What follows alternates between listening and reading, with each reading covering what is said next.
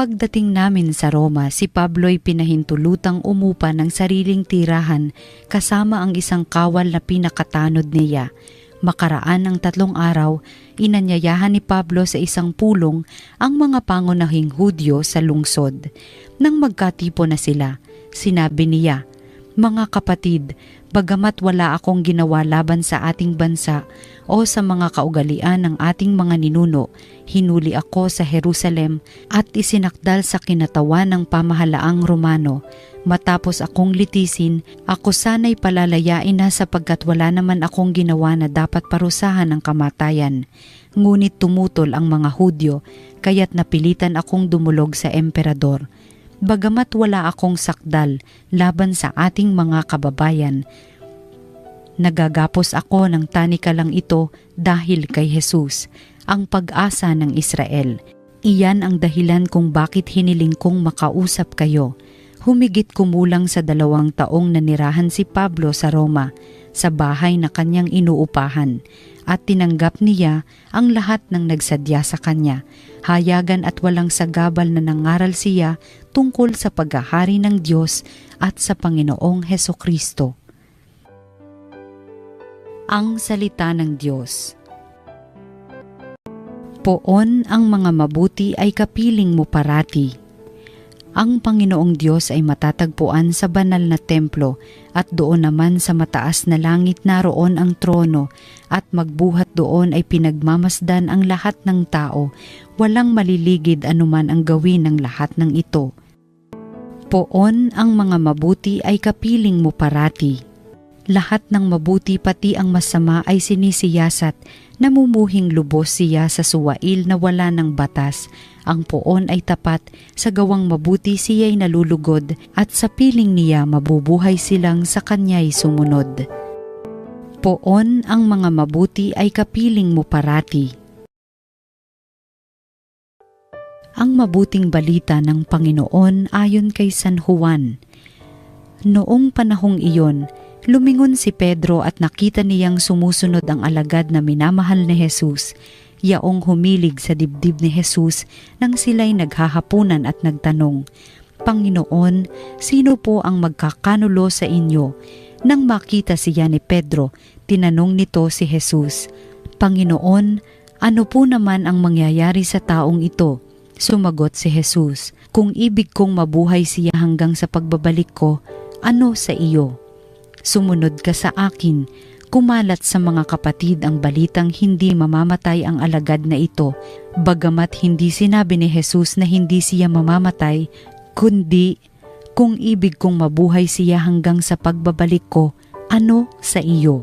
Ito nga ang alagad na nagpapatotoo tungkol sa mga bagay na ito. Siya rin ang sumulat ng mga ito, at alam naming tunay ang kanyang patotoo.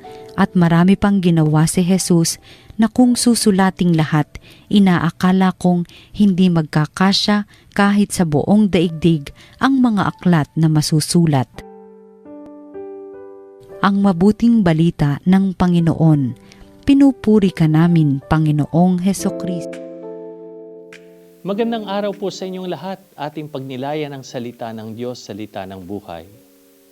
Sa ebanghelyo natin ngayon, sinabi ni San Juan sa pinakahuling bahagi, marami pang ginawa si Jesus na kung susulating lahat, inaakala kong hindi magkakasya kahit sa buong daigdig ang mga aklat na masusulat. Napakaganda ng linyang iyon. Kapag naririnig natin ang salitang himala, madalas iniisip natin agad ang mga pambihirang pangyayari, yung paggaling na may sakit, kakaibang aparisyon, o mga bagay na viral at sikat. Pero sa totoo lang, maraming himala ang tahimik. May mga kabutihang walang nakakakita. May mga kabanalang walang palakpak. At may mga taong banal na hindi kailanman makikilala ng mundo. Gaya nga ng sinabi ng Ebanghelyo, hindi lahat na isusulat. At gayan din ang mga santo. Ang mga canonized saints ng simbahan ay yung mga naisulat, naimbestigahan at ipinahayag ng simbahan. Nakadisplay ang kanilang mga estatwa at dinadasalan sila ng mga deboto. Pero napakarami pang ibang banal na tao na hindi nakilala ng mundo. Mga ina, ama, lolo, lola, pari, madre, guro, manggagawa, na tahimik na nagmahal at nagsakripisyo para sa iba. Hindi man naisulat ang buhay nila, kilala sila ng Diyos. Anong punto para sa atin ngayon? Maraming himala at kabutihan ng Diyos ang hindi nasusulat, hindi nababalita, hindi napapansin, pero totoong nangyayari at tunay na mahalaga. Naalala ko yung kwento tungkol kay Efren Peña Florida. No? Kilala siya ngayon bilang CNN hero dahil sa kanyang Kariton Classroom. No? Pero bago pa siya nakilala ng buong mundo, matagal muna siyang tahimik na naglilingkod. Araw-araw, nagtutulak siya ng kariton na may lamang libro, lapis at gamit pang pag-aaral para maturuan ng mga batang lansangan. Walang kamera, walang media coverage, walang pumapalakpak. Marami pang nagsasabing sayang lang ang oras niya. Pero pinagpatuloy niya ang paggawa ng mabuti. At alam ninyo, bago pa man siya parangalan ng mundo, matagal na siyang kinikilala ng Diyos. Mga kapatid, maraming ganitong tao sa paligid natin. Yung nanay na tahimik na nagsasakripisyo para makapag-aral ang anak. Yung lolo na araw-araw nagdarasal para sa pamilya. Yung volunteer na walang sawang naglilingkod sa simbahan kahit walang nakakakita. Yung taong marunong magpatawad kahit sobrang nasaktan. Hindi sila headline. Hindi sila viral, hindi nga sila napapansin. Pero sa mata ng Diyos, napakahalaga nila. Ang Diyos ay nakakakita ng mga kabutihang hindi napapansin ng mundo. At marahil, pagdating natin sa langit, saka natin malalaman at makikita kung ilang buhay talaga pala ang nabago dahil sa simpleng kabutihan, tahimik na sakripisyo at matapat na pagmamahal. Sa unang pagbasa natin, nakita natin si San Pablo na nakakulong, limitado at bantay sarado. Pero kahit ganun, patuloy siyang nangangaral tungkol kay Kristo. Maaring hindi na isulat lahat ng kabutihang ginawa ni Pablo noon. Hindi rin natin alam lahat ng taong natulungan niya.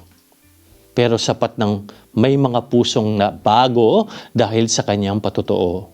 At yun ang mahalaga. Hindi kailangang sikat ang kabutihan para maging makabuluhan. Kaya huwag tayong magsawang gumawa ng mabuti kahit walang nakakakita. Huwag tayong tumigil magmahal kahit walang pumapalakpak. Huwag tayong mawalan ng gana maglingkod kahit tila ordinaryo lang ang ating buhay. Dahil ang mga pinamakahalagang bagay sa mata ng Diyos ay madalas tahimik at hindi na isusulat. Kaya siguro sinabi ni San Juan, hindi magkakasya ang mga aklat sa buong mundo.